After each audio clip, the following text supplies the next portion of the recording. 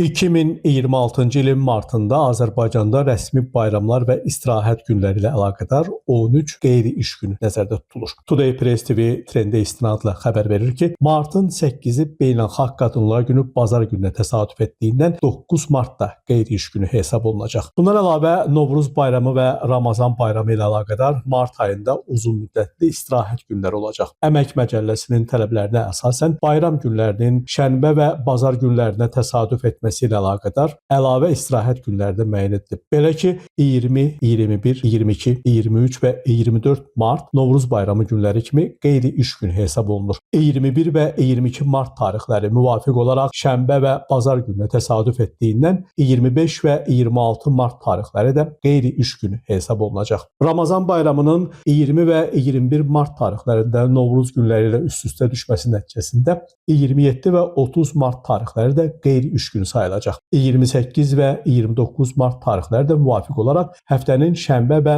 bazar gününə təsadüf edəcək. Nəticədə 25, 26, 27 və 30 mart tarixləri də qeyri-iş günü olacaq. Beləliklə 20 martdan 30 martadək hər iki gün daxil olmaqla ölkədə ardıcıl 11 gün qeyri-iş günü olacaq. Ümumilikdə isə 2026-cı ilin martında 13 qeyri-iş günü qeydə alınacaq. Namiq Abbasov, Today Press TV.